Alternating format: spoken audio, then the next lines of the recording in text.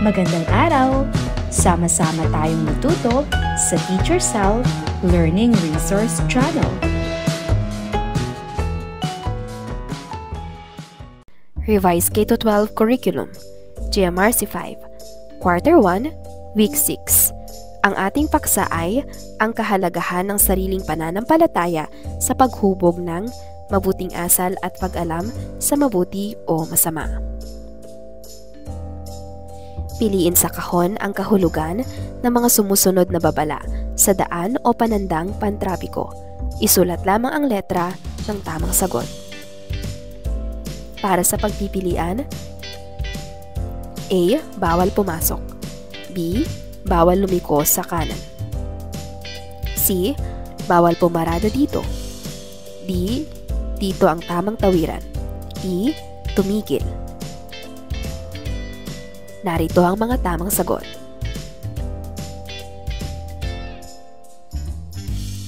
Basahin at unawain ang bawat pangungusap. Kulayan ng bilog na nasa unahan ng bawat bilang ng berde kung ito ay nagpapahayag ng pagsasagawa ng sariling mga tungkulin sa batas trapiko at pula naman kung hindi. Unang bilang, maaaring tumawid sa kalsada kahit nakakulay berde ang ilaw trapiko o traffic light. Siguraduhin lamang na walang paparating na mga sasakyan. Gumamit ng pedestrian lane, overpass o underpass kung tatawid sa mga kalsada, lalo na sa mga national road o highway. Ang pag-aaral sa mga babala o panandang pangtrapiko ay para lamang sa mga taong nagmamaneho o may mga pag-aaring sasakyan. Ang pagsunod sa batas trapiko ay pagpapakita ng pagmamahal sa kaayusan at kapayapaan sa komunidad.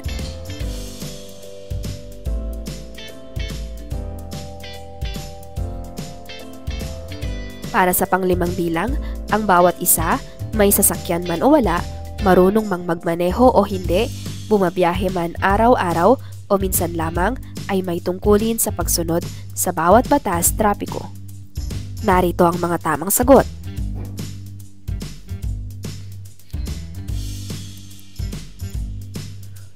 Punan ang graphic organizer. Isulat ang mga salita o pariralang iyong maiuugnay sa salitang pananampalataya. Ang pananampalataya ay isang konsepto na binubuo ng iba't ibang mga sangkap at dimensyon na nagtuturo sa kahulugan at kahalagahan ng espiritualidad sa buhay ng tao ayon kina Hood at Gorsuch 2020 sa kanilang aklat na The Psychology of Religion, an Empirical Approach. Ang pananampalataya ay nagbibigay sa atin ng lakas at pag-asa sa oras ng pangangailangan. Ito rin ang nagtuturo sa atin ng mga mabuting gawi at pagiging mabuti sa kapwa. Ang pananampalataya ay napakahalaga sa ating buhay. Ito ay tulad ng isang gabay na nagbibigay sa atin ng direksyon at lakas sa oras ng mga pagsubok at hamon. Kapag may pananampalataya tayo, mas madaling harapin ang mga problema at pagsubok. Naniniwala tayo na mayroong mas mataas na puwersa o Diyos na laging nasa ating tabi, nagbibigay sa atin ng pag-asa at lakas upang malampasan ang anumang pagsubok. Ang pananampalataya rin ay nagtuturo sa atin ng mga mabuting gawi at pagiging mabuti sa iba. Ito ay nagpapalakas sa ating pakikipagkapwa-tao, pagmamahal sa kapwa at pagtulong sa mga nangangailangan. Sa pamamagitan ng pananampalataya, natututunan din natin ang pasasalamat at pagpapahalaga sa mga biyaya at magagandang bagay sa ating buhay. Ito ay nagbibigay sa atin ng positibong pananaw at pag-asa sa kinabukasan.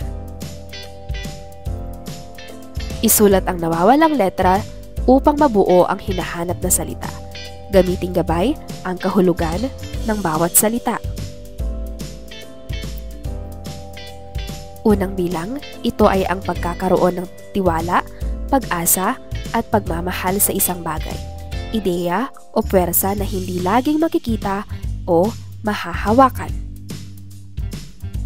Pangalawang bilang, ito ay sistema ng mga paniniwala, ritual at mga gawaing panrelihiyon na nakatuon sa isang espiritual na konsepto, Diyos o mga banal na bagay.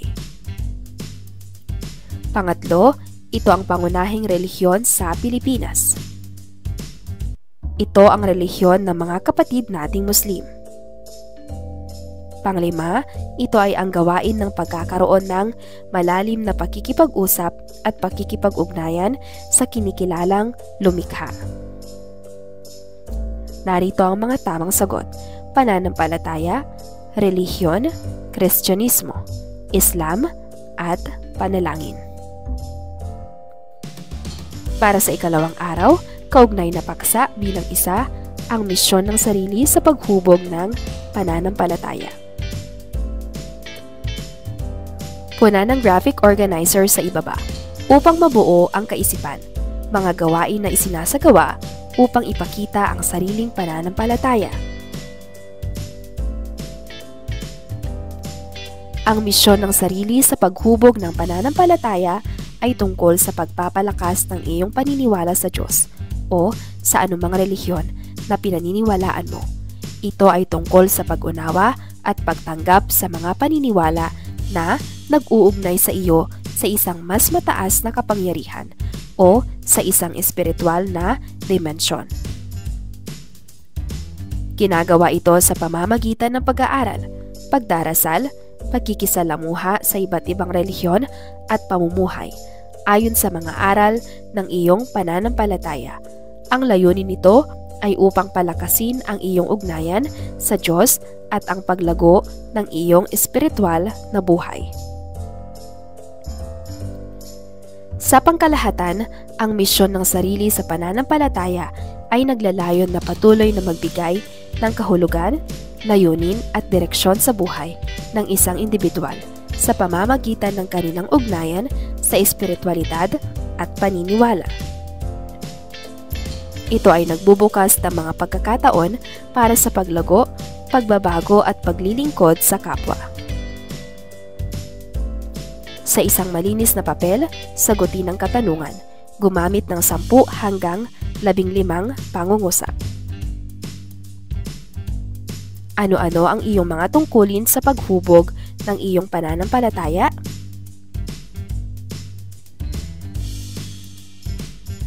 Puna ng patlang ng wastong salita upang mabuo ang talata at maunawaan ang nais nitong iparating.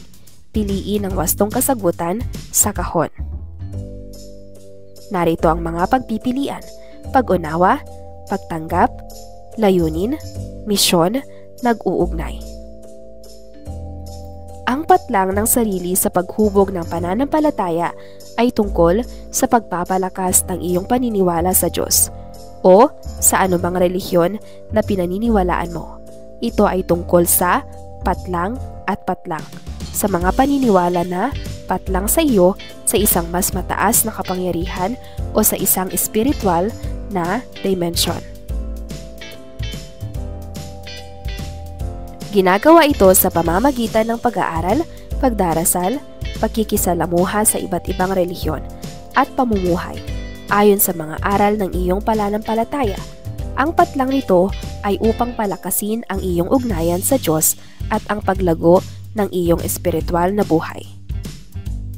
Narito ang mga tamang sagot.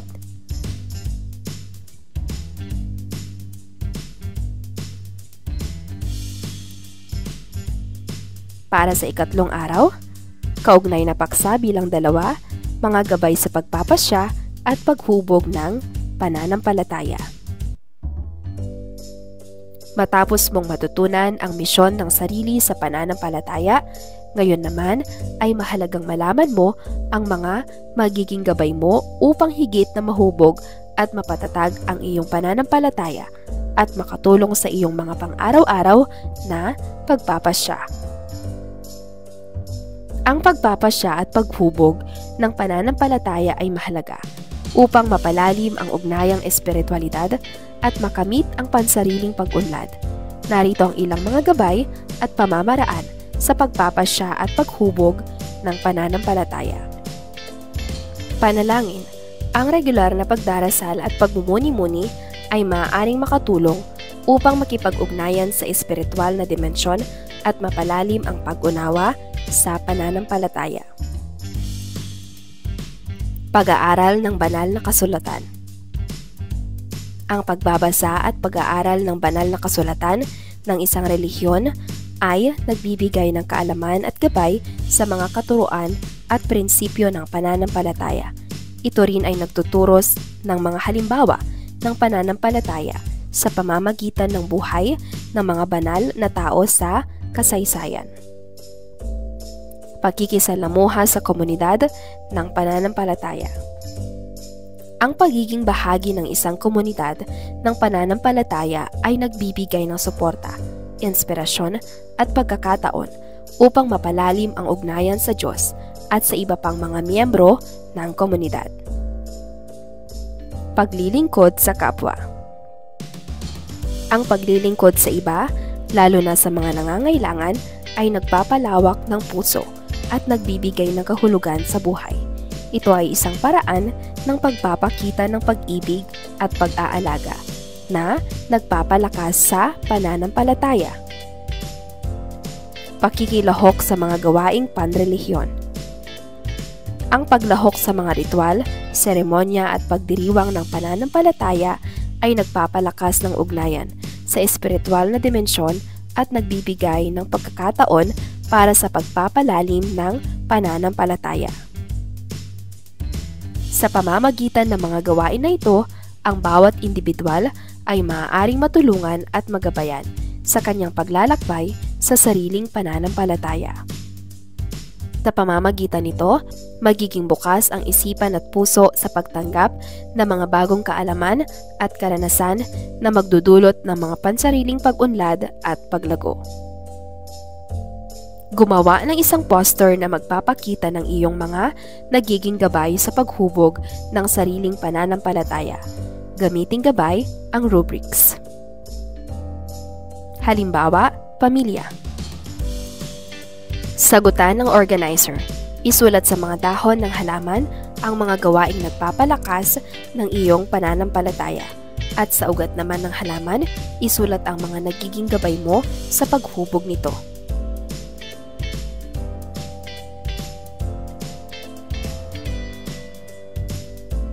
Para sa ikatlong araw, kaugnay na paksa bilang 3, mga positibong pananaw sa pagmamahal sa sarili at sa Diyos.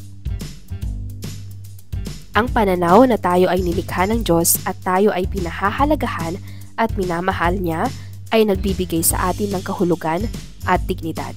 Ito ay nagpapalakas sa ating pagmamahal sa sarili at sa ating ugnayan sa Diyos bilang ating lumikha. Ang pag-unawa at pagtanggap sa pagmamahal ng Diyos sa atin ay nagbibigay ng kagalakan at kasiyahan sa ating mga puso. Ito ay nagbibigay sa atin ng lakas at pag-asa sa harap ng mga pagsubok at hamon sa buhay, sa pamamagitan ng positibong pananaw sa pagmamahal sa sarili at sa Diyos. Nagiging mas bukas tayo sa pagtanggap ng biyaya at pagmamahal at nagiging mas handa tayong magbahagi ng pag-ibig at kabutihan sa ating kapwa. Punan ang graphic organizer upang mabuo ang kaisipan. Isulat sa gitna ng 2 puso ang pagkakatulad ng pagkakaroon ng pagmamahal sa sarili at sa pagmamahal sa Diyos. Para sa unang puso, mga gawaing nagpapakita ng pagmamahal sa sarili. Sa ikalawang puso, mga gawaing nagpapakita ng pagmamahal sa Diyos. At sa gitna ay ang kanilang pagkakatulad. Basahin at unawain ang maikling tula. Sagutin ang mga katanungan pagkatapos. Pag-ibig ni Ace A. Sarmiento. B. Pagmamahal, pag-irog o marami pang katawagan. A. Ang salitang pag-ibig, marami ring kahulugan. G. Gintong damdaming sa sarili, di iparamdam. I. Ibig kumawala sa puso kapag tinamaan. B. Biyaya ng may kapal, dulot ay higit kasiyahan. E. Itong pag-ibig kapag pumasok sa puso, ninuman. G. Gamiting gabay, nawa sa pagkakaintindihan. Anong aral ang nais iparating ng tula para sa mga mambabasa? Mahusay! Ang aral ng tula ay ipinapakita na ang pag-ibig ay isang mahalagang damdamin na biyaya mula sa Diyos. Kapag ito ay tunay, nagdudulot ito ng kasiyahan at pagkakaunawaan. Dapat itong gamitin bilang gabay sa paggawa ng mabuti at pagkakaintindihan ng bawat isa. Maraming iba't ibang paraan ang maaaring gamitin upang ipahayag ang pananampalataya at ang pag-awit ay isa sa mga paraang ito. Pumili ng isang awitin mula sa kinabibilangang relihiyon o pananampalataya na tumutukoy sa pagmamahal sa Diyos. Isulat ang ilang piling linya na tumimo sa isipan mo at humanda sa pagbabahagi sa klase. Isulat ang piling linya mula sa awitin ng pananampalataya na may kaugnayan sa pagmamahal sa Diyos. Para sa ika-4 na araw, ang kahalagahan ng sariling pananampalataya sa paghubog ng mabuting asal at pag-alam sa mabuti o masama. Ang pananampalataya ay may malaking bahagi sa paghubog ng mabuting asal at pagtukoy sa tama at mali. Sa pamamagitan ng pananampalataya, ang isang tao ay may tungkulin na sundin ang mga prinsipyo at katuruan ng kanilang paniniwala na kadalasang naglalaman ng mga aral na nagtuturo ng kabutihan, katarungan at pagmamahal sa kapwa.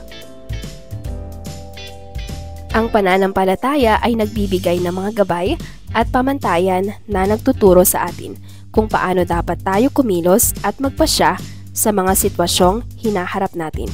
Ito ay nagtuturo sa atin na maging tapat, marangal at makatarungan sa ating mga gawain at desisyon. Sa pamamagitan ng pananampalataya, natututunan natin ang paggalang sa iba, pagtulong sa mga nangangailangan at pagkilala sa ating mga responsibilidad bilang mga miyembro ng lipunan. Bukod dito, ang pananampalataya ay nagbibigay din sa atin ng pagkakataon na kumilos ng tama sa kabila ng mga pagsubok at hamon na ating kinakaharap. Sa paniniwala na mayroong higit pang makapangyarihan na nagpapanatili ng kaayusan sa mundo, nagkakaroon tayo ng lakas at pag-asa na harapin ang anumang pagsubok na dumating sa ating buhay. Sa kabuuan, ang pananampalataya ay isang pundasyon ng mabuting asal at pagkakaroon ng wastong pag-unawa sa pagitan ng tama at mali. Ito ay nagbibigay sa atin ng gabay, lakas at inspirasyon upang maging mabuti at makatarungan na mga individual sa ating lipunan. Punan ang pangakong pahina sa ibaba. Pangakong pahina. Ako si Patlang ay nangangakong isa sa buhay ang aking misyon at mga tungkulin sa pananampalataya. Ito ay maipapakita sa pamamagitan ng patlang.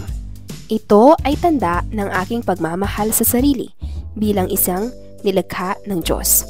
Lagda at petsa. Para sa inyong pagsusulit, basahin at suriin ang bawat pahayag. Isulat ang T sa patlang bago ang bawat bilang kung wasto ang isinasaad nito. At M naman kung ito ay mali. Ang pagpapalalim ng ugnayan sa Diyos ay maaaring gawin sa pamamagitan ng panalangin at pagdarasal.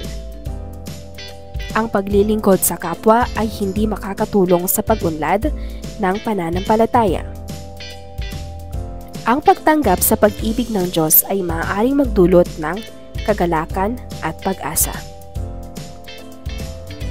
Ang pagtanggap sa sarili at sa pagmamahal ng Diyos ay nagbibigay ng lakas at pag-asa sa harap ng mga pagsubok sa buhay. Ang pagiging matapat at marangal ay hindi bahagi ng misyon ng sarili sa paghubog ng pananampalataya. Ang pag-aaral ng banal na kasulatan ay nagbibigay ng kaalaman at gabay sa mga prinsipyo at katarungan ng pananampalataya.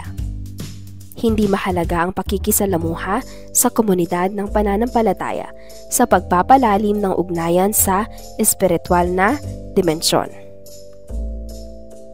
Ang pangunahing layunin ng pananampalataya ay upang makamit ang personal na kapakanan lamang. Ang pagmamahal at pangangalaga sa sarili bilang isang nilikha ay pagpapakita din ng pagmamahal sa Diyos. Ang pananampalataya ay nagtuturo sa atin ng mga halaga tulad ng pagmamahal, katarungan at pagbibigay. Narito ang mga tamang sagot.